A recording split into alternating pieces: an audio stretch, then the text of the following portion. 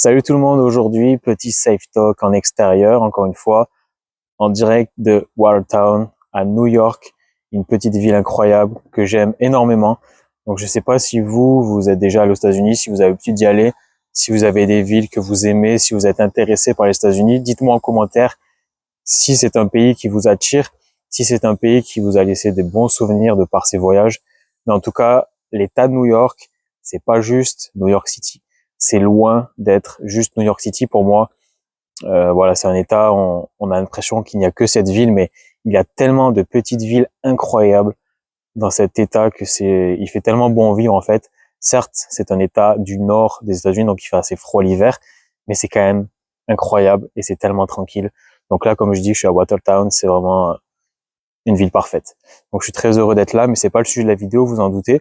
Aujourd'hui, ce dont je voulais parler, c'était surtout une petite réflexion autour de la phrase que des médecins peuvent parfois prononcer après avoir fait un suivi médical assez long avec plusieurs personnes quand ils leur disent le jour où la phrase sort de leur bouche du style « je peux plus rien faire pour vous, je ne sais plus quoi vous dire ». C'est souvent cette phrase en fait qui place les patients et qui font ressentir que les patients sont dans une sorte d'errance médicale parce que le médecin généraliste, la plupart du temps, ne sait plus quoi faire, ne sait plus comment aborder la problématique pour essayer de la régler. Et souvent, le patient est allé faire toutes sortes d'examens, a fait le tour de tous les professionnels de santé. Ça peut être dans des hôpitaux, ça peut être aussi des professionnels de la santé comme des kinés, des ostéopathes, etc. Mais pourtant, la douleur, le symptôme est toujours présent. Et ça, c'est très dur à entendre quand on est un patient et qu'on nous dit je sais plus quoi faire pour vous là. Honnêtement, c'est très honnête de la part des médecins en tout cas. Et je trouve ça vraiment bien. Et ça veut pas dire qu'il n'y a plus rien à faire. Et pour moi, c'est ça que je voulais dire aujourd'hui, c'est que cette phrase-là, quand elle provient du milieu médical qui est là pour traiter le corps, essayer de régler des problèmes dans le corps directement, quand on vous dit qu'on ne sait plus quoi faire pour vous, c'est peut-être parce que l'origine du problème ne vient pas du corps et vient peut-être de tout ce qui est psychologique, donc de l'esprit, voilà, mind body, le cerveau. Et c'est pour moi une phrase qui devrait être déclencheuse d'une nouvelle façon d'aborder la problématique. Parce que voilà, je tiens aussi à rappeler que les médecins étudient énormément, apprennent énormément de choses pendant leurs études. Donc ils vont essayer du mieux qu'ils peuvent d'essayer de trouver quelle peut être la source du problème, comment régler ça, qu'est-ce qui peut aider à régler la pathologie, voilà, les symptômes, les douleurs chroniques d'un patient.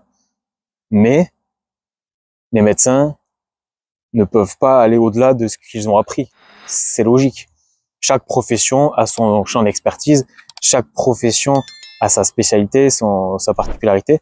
Et les médecins, eux, généralistes, là je parle pour les docteurs, les médecins généralistes, ils ont différentes approches, différentes angles d'attaque, si je puis dire ça ainsi. Mais au bout d'un moment, ce ne sont pas des psychologues. Donc oui, si on devait leur reprocher quelque chose, ce serait de ne pas parfois orienter les patients vers des métiers plus psy, comme faire une psychothérapie, aller voir des psychologues, psychothérapeutes, etc. Ce qui est très, très recommandé dans l'approche mind-body et celle du docteur Sarno. Donc, une des étapes quand on a un TMS, si cela ne suffit pas en fait de comprendre que notre symptôme ne veut pas dire que notre corps ne fonctionne pas, parfois il faut aller au-delà, donc essayer de travailler sur ses émotions. Parfois il faut essayer de se confronter à toutes les émotions, à toutes les émotions comme la rage, la colère, la honte, etc. Toutes ces émotions dangereuses que le cerveau dont le cerveau essaie de vous détourner en générant des symptômes physiques. Mais si une fois de plus ça ne suffit pas, l'étape ultime qui est recommandée par le docteur Sarno, c'est de suivre une psychothérapie, de faire une psychothérapie. Et ça, oui, je vérifie que mon micro fonctionne toujours. Et ça, oui, les médecins parfois devraient orienter les patients vers ça. Et peut-être que parfois ils ne le font pas suffisamment. mais c'est peut-être aussi parce que ce n'est pas dans leur champ d'expertise. Pour eux, ce n'est pas ça qui va régler le problème. Si ce n'est pas ce qu'ils ont étudié ou si ce n'est pas ce dont ils croient, pour eux, si tout problème physique, tout symptôme physique ne se règle que par le physique, il est certain qu'ils ne vont pas vous recommander d'aller travailler du côté psychologique. C'est normal. Mais c'est sûr que certains docteurs le font et c'est très apprécié quand c'est fait. Donc voilà, je voulais juste mener cette petite réflexion sur le fait que quand parfois il arrive qu'un docteur puisse dire je ne sais plus quoi faire pour vous, franchement je peux plus rien faire pour vous. On pense qu'on va s'embarquer dans une errance médicale, mais sachez que les TMS, faites votre évaluation avec le lien qui est en description.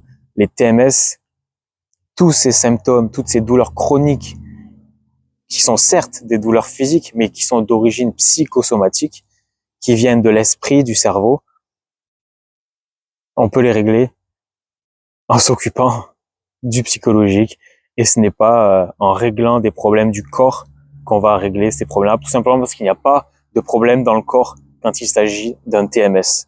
Donc, il ne faut pas s'avouer vaincu quand parfois on peut vous dire qu'il n'y a plus rien à faire pour vous. Il ne faut pas penser qu'on va tomber dans une errance médicale et que il n'y aura plus jamais de solution. C'est pas vrai. Les TMS sont réversibles et ça, c'est très important de le savoir. Je vous retiens pas plus longtemps. Merci de m'avoir écouté. Prenez soin de vous. Take care, les amis. Ciao, à la prochaine. Bye.